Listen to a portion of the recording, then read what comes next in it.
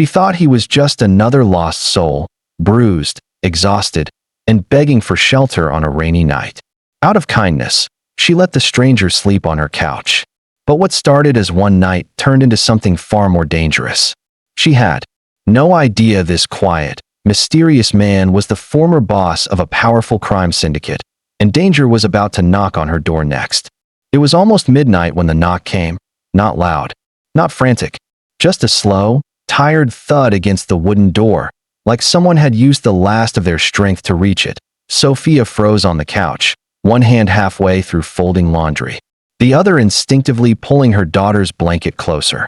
The television was still on, casting a dim flicker of light across the room. Outside, the wind howled. She walked to the door carefully, bare feet silent against the cold floor. Her eyes narrowed as she looked through the peephole. Nothing. But then, movement. A shadow shifted. Cautiously, she unlocked the door and cracked it open just an inch. That a man stood there. No, he barely stood. His shoulders were hunched, his face bloodied and bruised. One eye was swollen shut. His coat was torn at the sleeve. He swayed slightly, one hand on the doorframe, the other clutching his ribs. "Please," he said, his voice dry, hoarse, barely audible. "I just need one night." Sophia blinked. Her mind raced. Who was he? Why her house? Was this a setup? But his eyes, his one good eye, were glassy, not threatening. More desperate than dangerous. She hesitated. Every instinct screamed to shut the door. Lock it. Call someone. But then she looked at his hand. Trembling. Fingers purple with cold. He was barefoot. "Do you have a weapon?" she asked, her voice firm. He shook his head once, then winced like even that small motion hurt. "Fine," she said. "One night. Couch only. No weird stuff." He nodded slowly, eyes closing in silent relief. She helped him in, letting him sink into the couch. The warmth of the house wrapped around him like fog. Before she could ask his name, he was asleep. Sophia stood over him, arms folded. He looked older than she first thought. Maybe 35, maybe 40. Hard to tell under all the bruises. He had the kind of face that would be handsome, if not for the brokenness. Her daughter stirred in the other room. Sophia tiptoed in, kissed her forehead, then returned to the living room. She turned off the television and sat in the armchair, not taking her eyes off him. He was still breathing. "This is crazy," she whispered to herself. Absolutely insane. But something in her gut told her the stranger on her couch was more than just a man running from something. Something in her gut told her he had not just stumbled here by accident. When Sophia woke up the next morning, the sky was already turning a gentle shade of gold. She padded quietly into the living room. Unsure what she expected, the man was still on the couch. Except now, he was sitting up, slowly sipping a glass of water. His jacket was off, revealing a white t-shirt stained with dried blood at the shoulder. His face was still swollen, but his good eye followed her movements with sharp awareness. Sophia folded her arms, leaning against the doorframe. "You are awake," she said. He gave a slight nod. "Thank you for letting me stay." "Do not thank me. I still think I was out of my mind."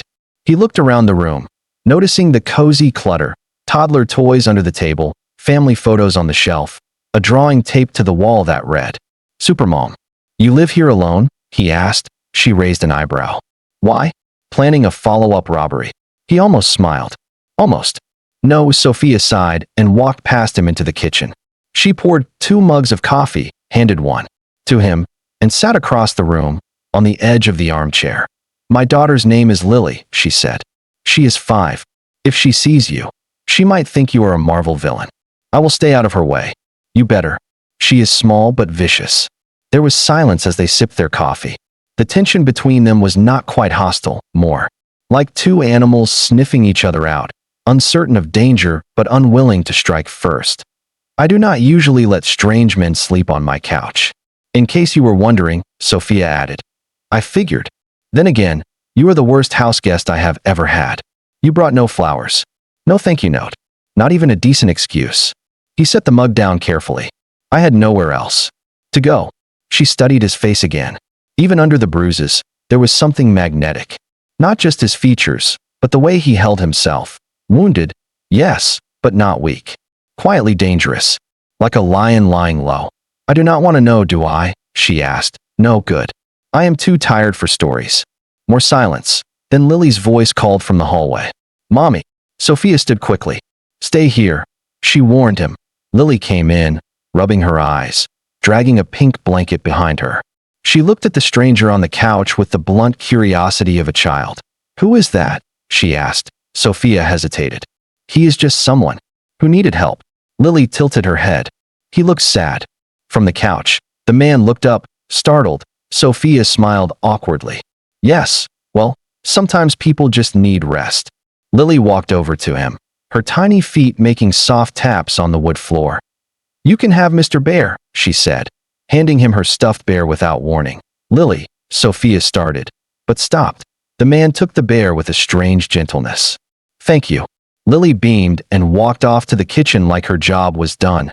She does not do that, Sophia said under her breath. The man looked down at the stuffed animal, then back at her. You raised her well. She rubbed her forehead. This is so weird. And yet, over the next few hours, the weirdness settled into something else.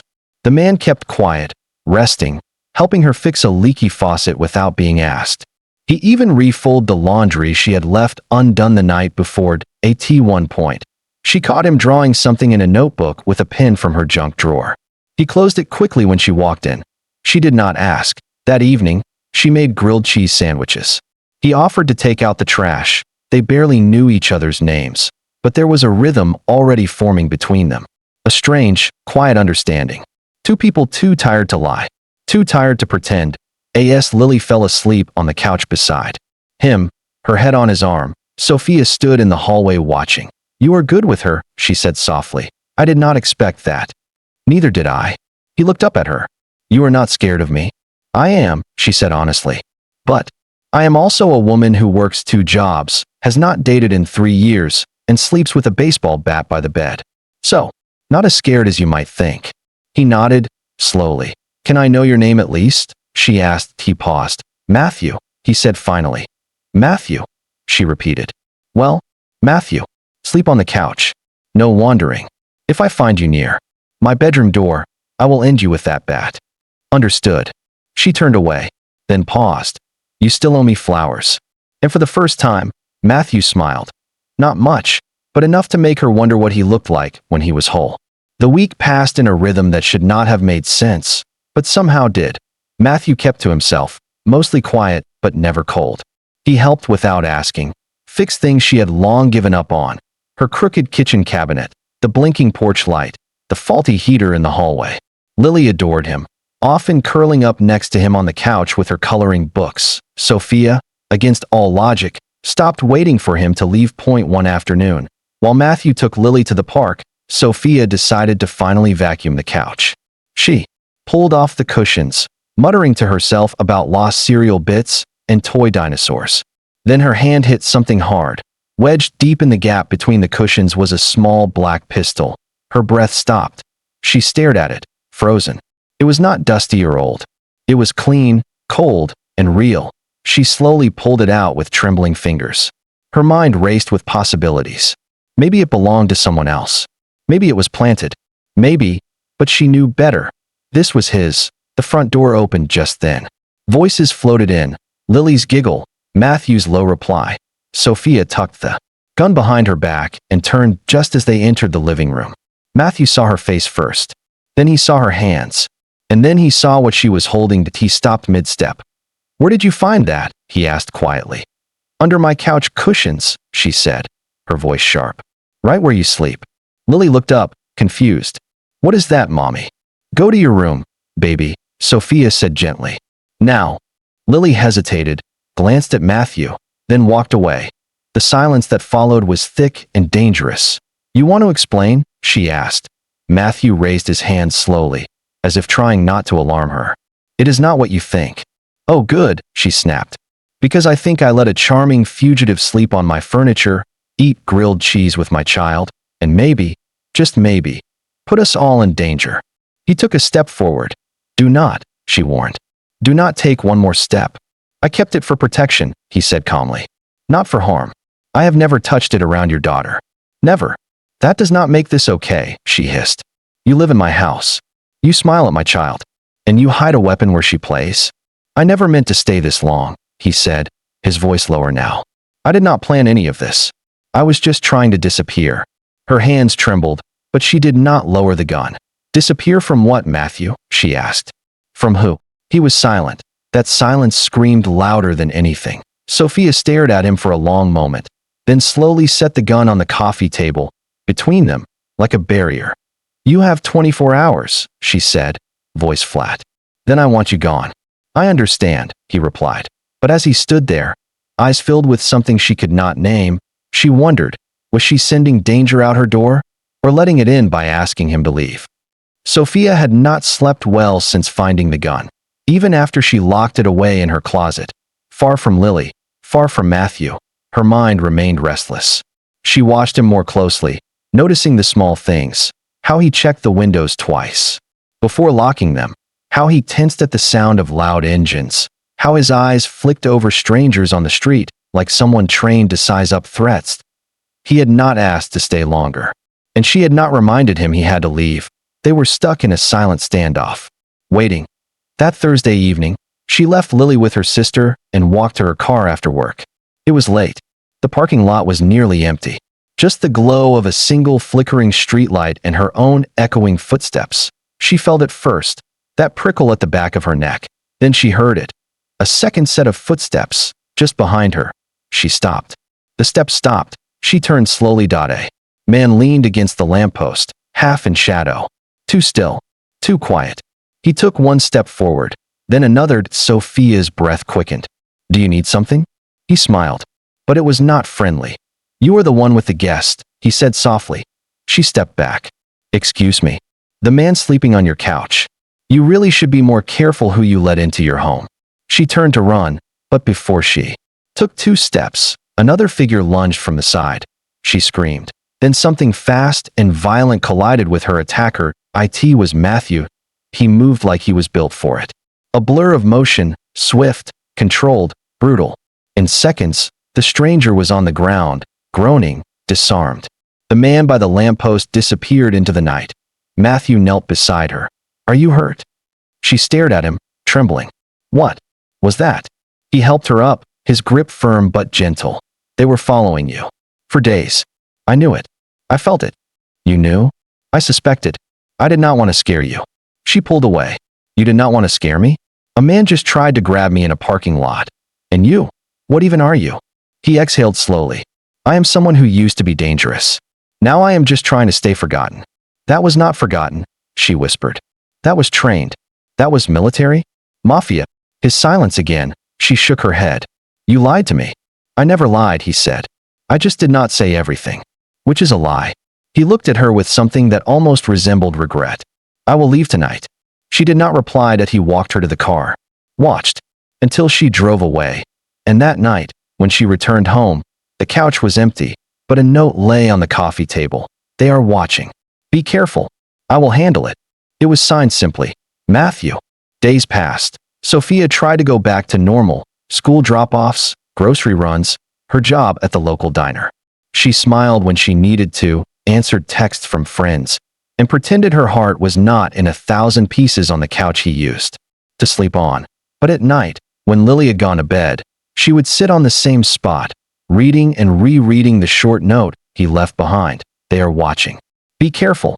I will handle it.no calls. No sightings. Nothing. Until the envelope came. It was in her mailbox on a Tuesday morning. No return address. Just her name written in ink she did not recognize. Inside was a single photograph. In the photo, Matthew was sitting at a long table.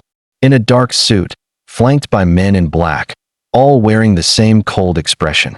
Behind them was a banner, faded, but clear enough to read. Silva Group Annual Meeting. She knew that name. Everyone did. It was whispered on the news, rumored in criminal files, the kind of name journalists died trying to investigate. A secretive crime syndicate linked to everything from weapons to political corruption. And there he was, her quiet, helpful guest. Sitting at the head of the table, tucked behind the photo was a small printed note. You let the devil into your home. Her hands shook, her phone buzzed. A text from her sister. Everything okay? Lily says she misses Mr. Quiet. Sophia could not breathe. She waited until nightfall. Then she went to the police. But the moment she mentioned his name, their expressions changed. A flicker of something passed between them. Fear? Recognition?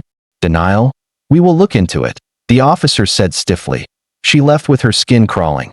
That night, her house felt colder than usual. She turned every lock twice, checked every window. Then she heard the knock, not hard. Just once. She opened the door slowly. Matthew stood there, cleaner now, less bruised. But his eyes, those eyes, still carried the same weight. Before you say anything, he said, I know you got the photo. She said nothing. I wanted to tell you, he added. I did. But every time I looked at you, or Lily, I could not bring that world into yours. She stepped aside, letting him in, then shut the door behind him. He stood awkwardly in the living room like a ghost revisiting a former life. Sophia crossed her arms. Is it true? He nodded. I ran Silva Group for 9 years, he said quietly. I took over after my brother died. I did what I had to do. It was never clean. But then, he paused, then I met someone. A woman I trusted. I told her everything.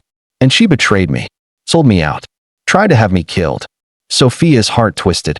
I escaped, disappeared. And when I was bleeding on your doorstep, I thought it was the end. But you let me in. She looked away. You hid a gun in my couch. I was being hunted. I still am. I needed to be ready. My daughter handed you her stuffed bear, she said, voice trembling. She trusted you. I trusted you. I never lied to her. Or to you, he said softly. Everything I said, everything I did in this house, it was real. She wiped a hand across her face. I do not know what to believe. Matthew took a slow step forward. Believe this. I would rather die than let anything happen to you or Lily. She looked at him, eyes full of tears and confusion and something else. Then why are you here? Because they are getting closer, he said. And I cannot protect you from out there. Sophia stared at him for a long time. Then she whispered, so now what? Matthew answered without hesitation. Now I finish what I started. I end the threat. I disappear for good. And then, if you still want to see me, if there is anything left of us, I will find my way back. She shook her head slowly. You do not get to just leave again. I never really left, he said. Not from here. He touched his chest, then turned toward the door, but this time, she did not stop. Him, not yet. Sophia had not heard from him in 4 days. She told herself it was for the best. That silence meant distance. That distance meant safety. But then she saw the man across the street, tall, still, watching. The same man appeared outside Lily's school. And again outside the grocery store. Sophia's hands trembled as she gripped the steering wheel, trying not to cry. She could not pretend anymore. This was not paranoia. They were watching. That night, she tucked Lily into bed early, then sat alone. In the kitchen, she poured herself a glass of wine but did not drink it. Her eyes never left the front door. Then the back door creaked. She grabbed the nearest object, a frying pan, and turned fast. It was Matthew. He held up both hands. It is me. She lowered the pan, her voice shaking. They are following us. One of them was at the school. I know, he said quietly. They are not just watching anymore. They are waiting. For what? For me. He looked older tonight. Not tired, decided. Like a man who had come to the end of something and accepted it. They want me back, he said. Alive or dead. I left something they cannot replace. Power, secrets, control. Sophia swallowed. Then give it to them. End it. They do not negotiate. They eliminate. And they will never stop while I am breathing. So what? Are you going to run again? No, he said firmly. I am going to end this. She stared at him. How? I am going to give them what they want. Then take them down from the inside. That sounds suicidal. He smiled. Faintly. It probably is. She stepped closer, angry tears in her eyes. So that is it. You walk in here, tell me we are in danger, then leave again. I came to say goodbye.